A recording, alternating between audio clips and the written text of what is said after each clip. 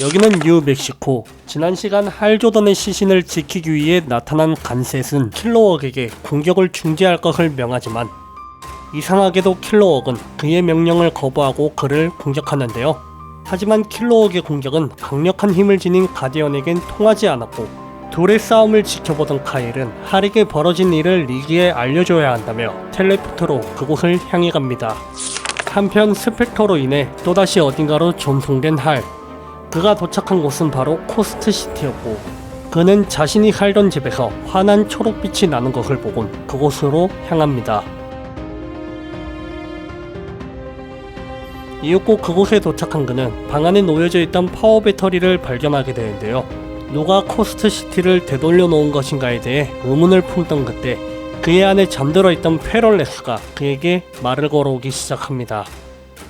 할은 자신은 더 이상 페럴레스가 아니라며 부정해보지만 페럴레스는 할의 몸을 찢고 나오려고 하는데요.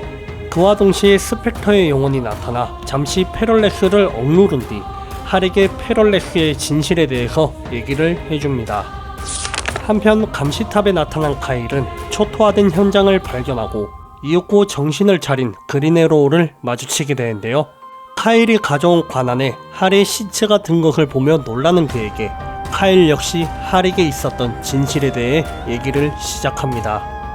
얼마 전 카일은 우주를 탐험하다 어느 행성에 도착하게 되고 그곳에 살던 주민들에게 곧 우주의 종말이 올 것이며 종말을 가져올 리는 페럴레스라는 말을 듣게 되었는데요.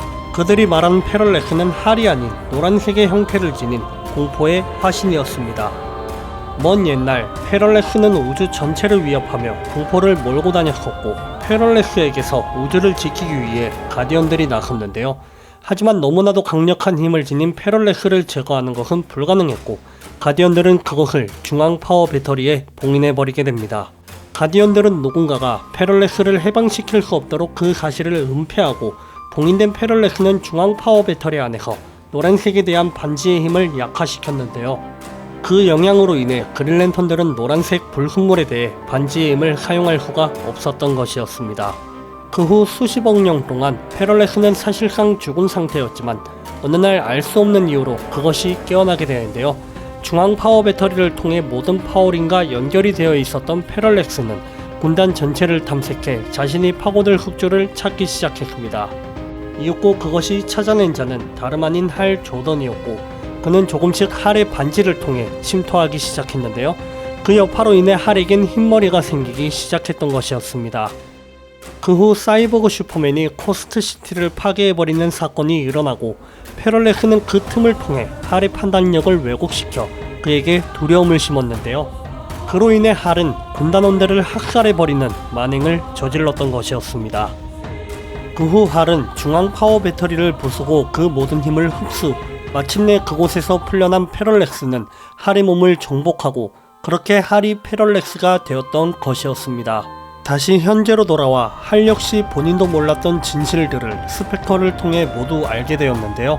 스펙터가 할의 영혼에 들러붙은 이유는 다름 아닌 그런 페럴레스를 억제해두기 위해서였습니다. 하지만 페럴레스의 힘은 점점 더 강해졌고 마침내 그것은 할의 영혼을 찢고 다시 부활합니다. 한편 감시탑에서는 할의 진실을 알게 된 그린에로우가 잠시 충격에 빠져 있었는데요. 이윽고 그들이 누가 페럴레스를 깨웠냐는 본질에 대해 의문을 갖던 그때 누군가가 그들을 공격해오더니 노란색 반지를 사용하며 시네스토로가 나타납니다. 시네스토로는 그들을 공격하기 시작하고 카일이 시네스토로를 막아보려 하지만 한때 가장 뛰어난 그린랜턴이었던 그의 노란색 힘을 당해내기엔 역부족이었습니다. 한편 할을 통해 부활한 페럴레스, 그의 앞에 간셋이 나타나 그를 막아세우려고 하는데요. 하지만 그와 동시에 페럴레스에게 지배를 당하고 있던 가이와 존이 나타나 간셋을 공격합니다. 하지만 이내 간셋의 힘으로 그들은 이성을 되찾게 되고 이윽고 킬러웍 역시 다시 원래 상태로 돌아오게 되는데요. 그린랜턴 셋으로는 자신을 막을 수 없다며 의기양양해하는 페럴레스의 뒤로 수많은 히어로들이 그를 막기 위해 나타납니다.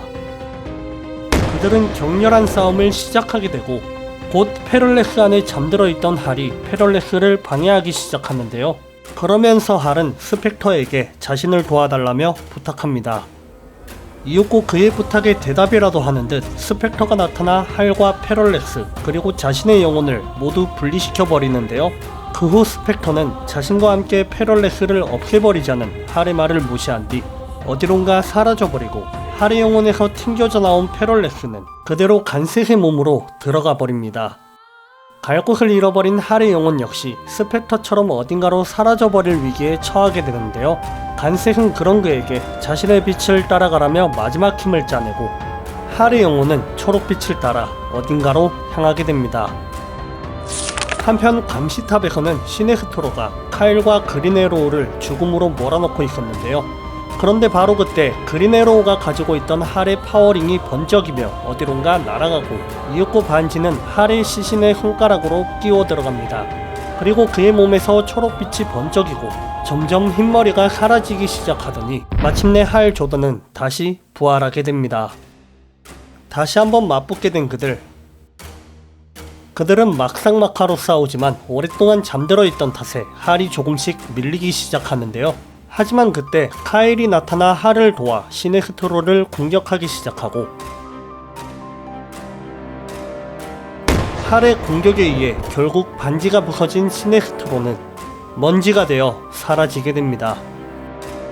그 후 그가 죽었는지에 대해 반지에 질문을 하지만 그는 죽은 것이 아닌 차원 균열로 인해 반물질 우주로 사라진 것이었고 할과 카일은 정식으로 인사를 나눈 뒤 지구에 있는 페럴렉스를 막기 위해 그곳으로 떠납니다. 한편 지구에서는 간색의 몸에 기생한 페럴렉스가 날뛰고 있었고 이윽고 그들의 앞에 할과 카일이 나타납니다. 되살아난 할을 보며 군단원들은 놀라고 그런 군단원들에게 할은 반지의 힘을 합쳐 페럴렉스를 쓰러뜨리자고 제안하는데요. 하지만 바로 그때 배트맨이 할을 막아세웁니다. 모든 일에 대해 해명을 요구하는 배트맨.